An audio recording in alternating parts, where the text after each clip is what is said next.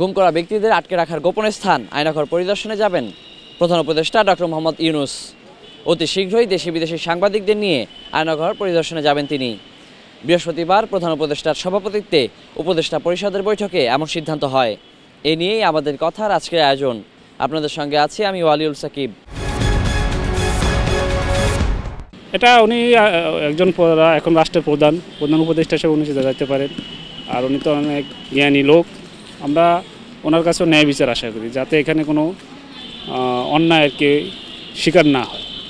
এভাবে যদি প্রতিটা ন্যায়ের বিচার হয় তাহলে বাংলাদেশে আর ভবিষ্যতে কোনো আয়নাঘর, গুম, খুন করার কেউই সাহস পাবে না। প্রধান উপদেষ্টার আয়নাঘর ভিজিটটাকে আমি পজিটিভলি দেখি, কারণ উনি এখানে গেলে নিজে হৃদয়ঙ্গম করতে পারবে ব্যাপারটাকে, এবং এটা দৃষ্টি শুধু বাংলাদেশ নয় পৃথিবীবাসীর কাছে উন্মোচন হবে।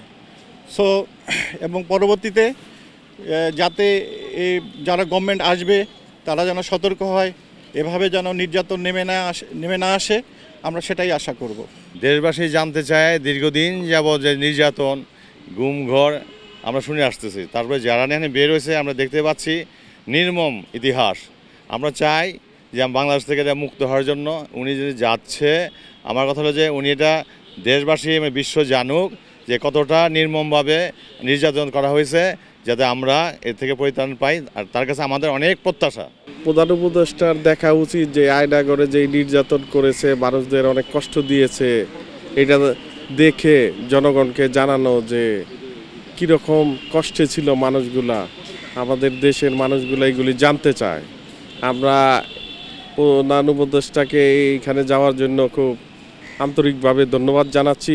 সাংবাদিক, বিদেশি মিডিয়া সবাইকে নিয়ে যাতে দেখতে পারে এইগুলি, সবাইকে জানাক। তা বাংলাদেশ আমরা ভ্রাতৃত্বের বন্ধন সৃষ্টি করতে চাই, সবাই মিলে ঐক্যভাবে আমরা দেশকে গড়তে চাই, একটি সুন্দর দেশ গড়তে চাই, যে দেশে কোনো হানাহানি হবে না, মারামারি হবে না, কাটাকাটি হবে না, সিরাসিরা হবে না। আমরা সেই ধরনের একটা দেশ চাই। আমরা এদেশে কোনো আর ভবিষ্যতে কোনো আয়নাঘরও দেখতে চাই না, কোনো দুর্নীতিবাজ দেখতে চাই না, এবং ন্যায় বিচার প্রতিষ্ঠিত হোক, বাংলাদেশে সত্যকে প্রতিষ্ঠিত হোক। ব্রাহ্মণবাড়িয়া থেকে আপনাদের সবাইকে স্বাগত জানাচ্ছি। আমি পীযূষ কান্তি আচার্য। দেশি বিদেশি সাংবাদিকদের নিয়ে আয়নাঘর পরিদর্শন করবেন প্রধান উপদেষ্টা। এ বিষয়ে শুনব সাধারণ মানুষের কথা। প্রধান উপদেষ্টা আয়নাঘর পরিদর্শন, এটা খুবই ভালো একটা সংবাদ। আমরা দেখেছি বিগত সরকারের আমলে অনেক ব্যক্তিকে যারা তাদের মতপার্থক্য ছিল তাদেরকে তারা বিভিন্ন মাধ্যমে আয়নাঘরের মাধ্যমে নিয়ে অনেক নির্যাতন করেছে, যার কারণে অনেক পরিবার তার স্বজনদেরকে অনেক সময় বঞ্চিত ছিল। আমরা আশা করি যারা এই নির্যাতনের সাথে সম্পৃক্ত ছিল, যারা আয়নাঘরের সাথে সম্পৃক্ত, তাদের অবশ্যই বিচার হওয়া দরকার এবং দৃষ্টান্তমূলক বিচার হওয়া দরকার, যাতে ভবিষ্যতে যে কোনো সরকার আসুক না কেন এইসব কর্মকাণ্ড থেকে তারা বিরত থাকে। বর্তমান সরকার একটা উদ্যোগ নিয়েছে, শুনেছি যে আয়নাঘর পরিদর্শন করবে। তো এটা আমি মনে করি এটি ভালো একটি সুন্দর উদ্যোগ, কারণ আয়নাঘর কে তৈরি করেছে, কে বা কারা তৈরি করেছে, কী কারণে তৈরি করেছে, এটা খুঁজে বের করে তাদেরকে সঠিক শাস্তি দেওয়া হোক, এটা আমার দাবি। এবং যারা এই আয়নাঘরে নির্যাতিত হয়েছে তাদেরকে খুঁজে বের করা হোক। আর আমি মনে করি এই স্বাধীন বাংলাদেশে সবারই সুন্দরভাবে বাঁচার অধিকার আছে। এরকম নিকৃষ্ট জঘন্য আয়নাঘরের মতন এরকম কোনো কিছু যাতে অদূর ভবিষ্যতে তৈরি না হয়, এটি আমার প্রত্যাশা। আয়নাঘরে মানুষ অত্যাচার করতো, জুলুম করতো, মানুষকে বিভিন্ন ধরনের বই দেখিয়ে মানুষের কাছ থেকে বিভিন্ন ধরনের টাকা লুটপাট করতো, মানুষের কাছ থেকে ছিনতাইকারী করতো, তারপর মানুষকে মৃত্যুর হুমকি দেখায় বিভিন্ন অর্থ সম্পদ লুটায় নিত।